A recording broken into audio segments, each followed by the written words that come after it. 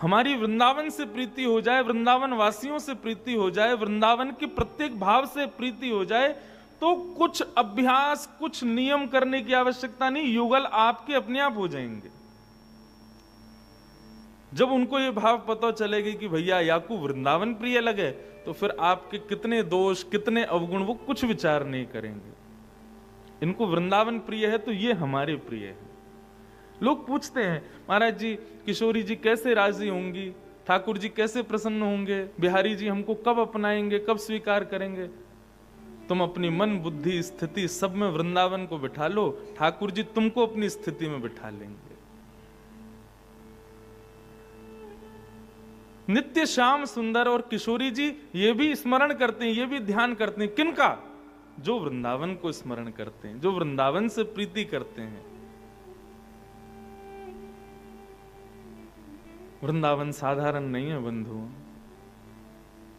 हमारी किशोरी जी और ठाकुर जी का अत्यंत प्रिय रमण भाव है श्री वृंदावन। वृंदावन आप यदि अन्य किसी भाव से जा रहे हो तो वहां बहुत बड़े सुख से वंचित हो रहे हो। वृंदावन में तो श्री किशोरी जी और ठाकुर जी वे दोनों और सुखी हों, इस भाव से जाओ।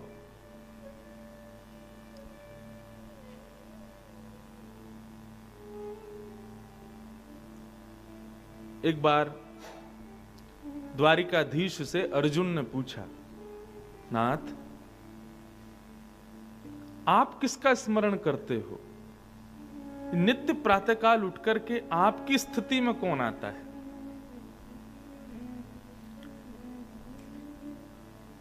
ठाकुर जी बोले, हमको वृंदावन की बड़ी स्मृति होती है। मैं अपनी कथा में एक बात बड़ी सहजता से कह देता हूं कि ठाकुर जी को नाम लोगे तो ठाकुर जी कृपा करेंगे, किशोरी जी को नाम लोगे तो किशोरी जी कृपा करेंगी, ललिता विशाखा सखीन के नाम लोगे तो वे कृपा करेंगी, लेकिन अगर आप वृंदावन को प्रणाम करोगे तो सब कृपा करेंगे। क्योंकि वृंदावन नाम उच्चारण करते ही वृंदावन में जो हैं सबका स्मरण हो जाता है। वृंदावन वृंदावन वृंदावन। मैं तो कभी कभी कोई पूछता, महाराज जी कोई मंत्र बताओ हमको, हम काहेगा जप करें? मैंने कि सुनो, तुम वृंदावन वृंदावन वृंदावन वृंदावन वृंदावन यही जपते रहा करो, इसी मात्र से कल्याण हो जाएगा। किशोरी जी, ठाकुर जी, संत जन, यमुना जी सब कृपा करेंगे आप पे। तो ठाकुर जी कहते हैं कि अर्जुन हम वृंदावन को स्मरण करते हैं। अर्जुन बोले, आप द्वारिका में रहते हो, हस्तिनापुर में आप हमारे यहां भी पधारते हो, इतनी जगह लीलाएं आपने की, सबको स्मरण नहीं करते? वृंदावन में ऐसा क्या है जो आप उसको स्मरण करते? अब भगवान बोले, इसको कहां बताऊं मैं कि श्री किशोरी जी ने उसका निर्माण किया, आदि आदि। ये सब बातें सुनने लायक अर्जुन है तो है नहीं। हाँ, एक बात और कहें, ये रस के भाव, ये प्रीति के भाव सबको भी नहीं बताने चाहिए। जो अधिकारी हो उन्हीं को ही बताने चाहिए। पहले ठोक पीट के देख लिया करो, सामने वाला अधिकारी लगे तो कहो। इसलिए नागपुर के इस क्रम के अलावा मेरा इस रस में और कहीं प्रवेश में करता नहीं हूं।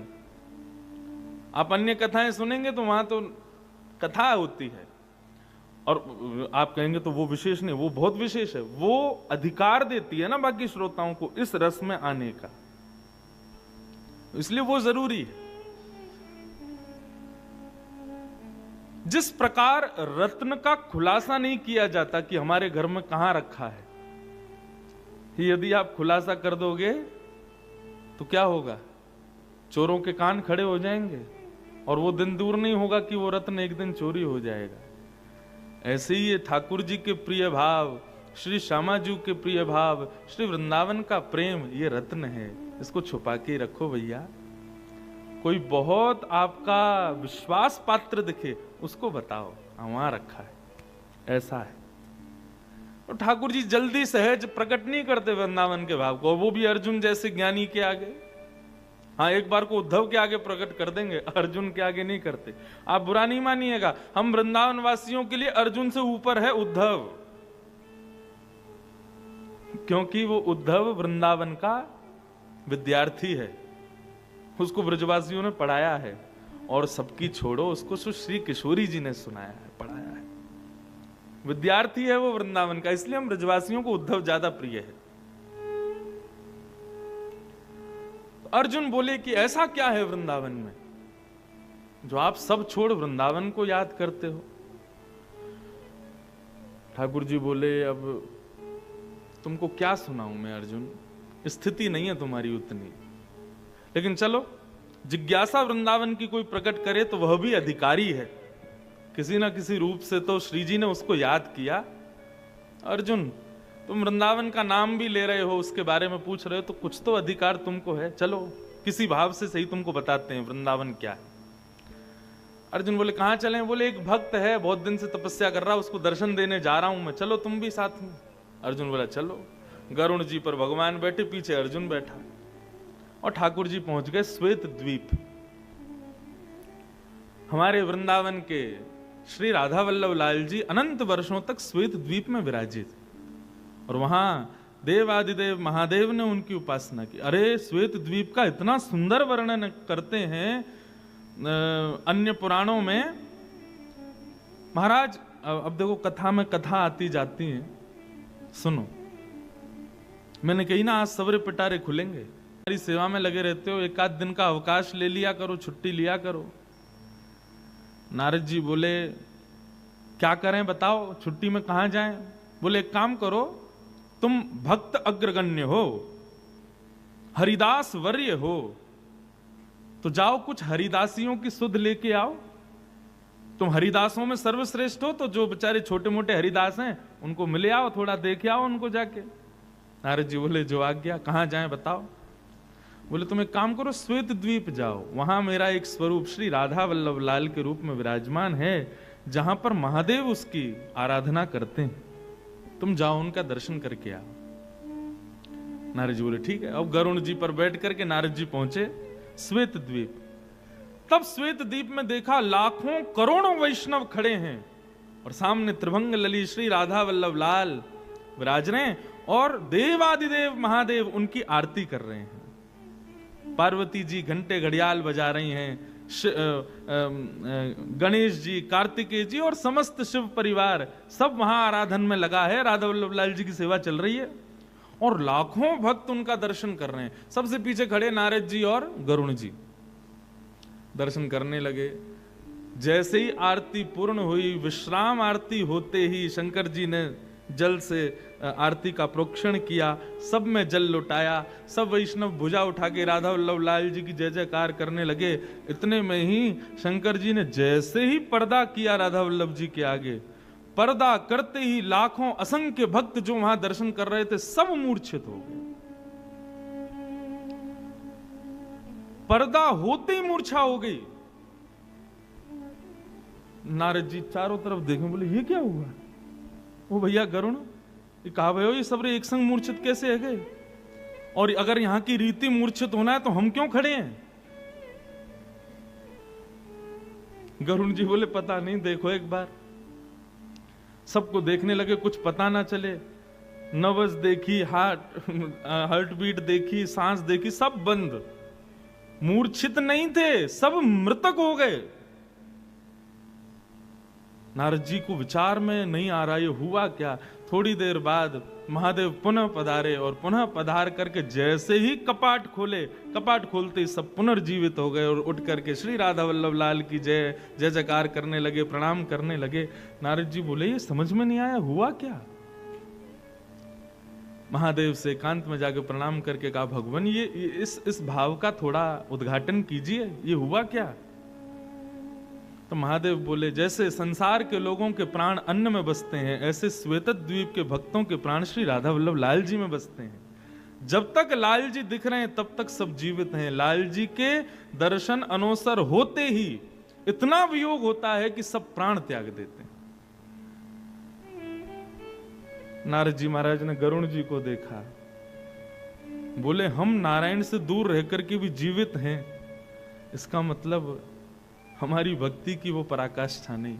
श्वेत द्वीप के भक्तों की चरण रज डिबिया में भर के ले गए। नारद जी रोज तिलक लगाते हैं उसी से कि हम में भी थोड़ी ऐसी भक्ति आवे। तो श्वेत द्वीप अद्भुत है। तो भगवान अर्जुन को लेकर श्वेत द्वीप पहुंचे। श्वेत द्वीप में चंद्रमा के समान चमक रहा एक विशाल पर्वत दिखाई देता है। अर्जुन बोले, भगवान ये देखो कितना प्यारा पर्वत है, मैंने बहुत पर्वत देखे हैं लेकिन ऐसा नहीं देखा। ठाकुर जी बोले, देखा कैसे चंद्रमा की तरह चमक रहा है ना? बोले हाँ। चलो इसमें समीप चलते हैं।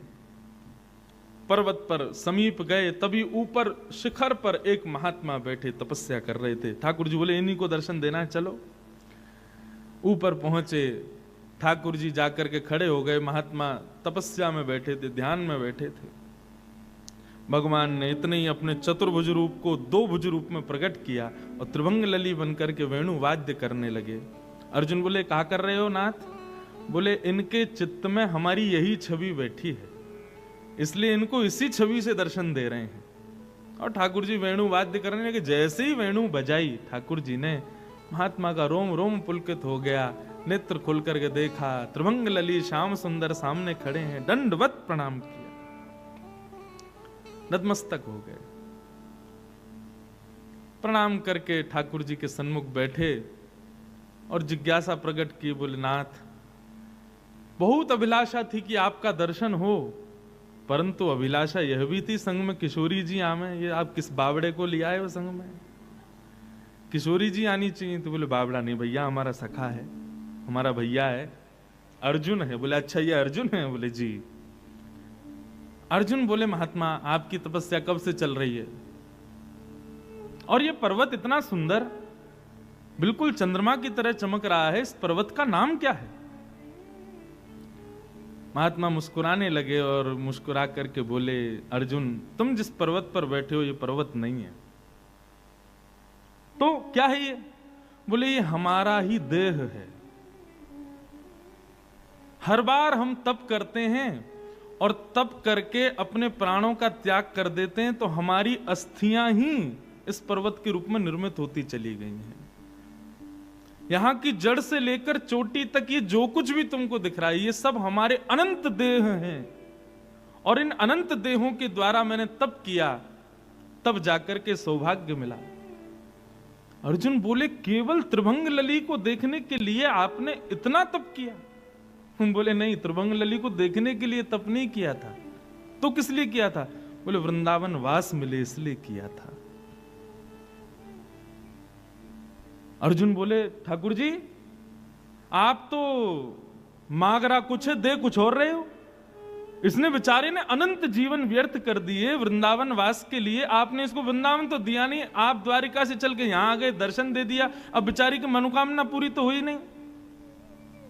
ठाकुर जी मुस्कुराए और अर्जुन से बोले, भक्त को दर्शन देना हमारे अधिकार में है, लेकिन वृंदावन वास देना ये हमारे अधिकार में भी नहीं है। ये तो श्री जी कृपा करें तो ही है सके भैया, ये हमारे अधिकार में नहीं है कि इसको वृंदावन वास मिल जाए। उसके लिए तो श्री जी किशोरी जी कृपा करेंगे। और हम अनंत बार भी दर्शन दे दें तब भी श्री जी की कृपा की एक कण के समान भी हम नहीं हो पाएंगे। ये सब बातें कथाओं में कहने में सुख तो मिलता है, लेकिन कभी कभी ना अपने ऊपर बड़ा गुमान भी होता है कि देखो श्री जी की कुछ भी हो, इतनी कृपा तो है कि हम वृंदावन में आए तो श्री जी ने कृपा करके ही बुलाए होंगे। दुनिया के लोग कहें हम पे श्री जी कृपा कब होगी, हम तो खूब ढिंडोरा पीट के कहें हम पे तो है।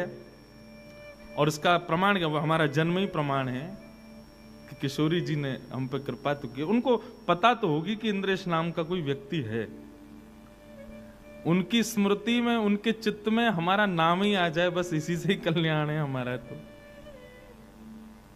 तो वृंदावन वास का भी अधिकार ठाकुर जी के वश में नहीं है। आप लोग कहेंगे ये ऊंची ऊंची बातें आप सब ब्रजवासी किशोरी जी की महिमा मंडन के लिए करते हैं, ऐसी बात नहीं है। पद्म पुराण उठा करके पढ़िए, ब्रह्म वैवर्त पुराण उठा करके पढ़िए, गर्गाचार्य जी द्वारा कृत श्री गर्ग संहिता को पढ़िए, आपको पता चलेगा कि श्री जी की अनुकंपा कृपा जितनी हम बता रहे हैं वह भी सूक्ष्म है, उससे भी अनंत गुना ज्यादा है।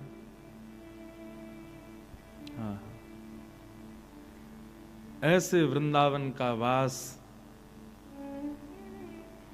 सत्य बताएं, यह भी अभिलाषा हृदय में मत रखो कि हमें श्यामा श्याम के दर्शन हों। अभिलाषा एक ही रखो कि हमें वृंदावन मिल जाए बस। वृंदावन मिल गए तो ये निश्चित है कि युगल सरकार किसी ना किसी भाव से कभी ना कभी तो कृपा करेंगे।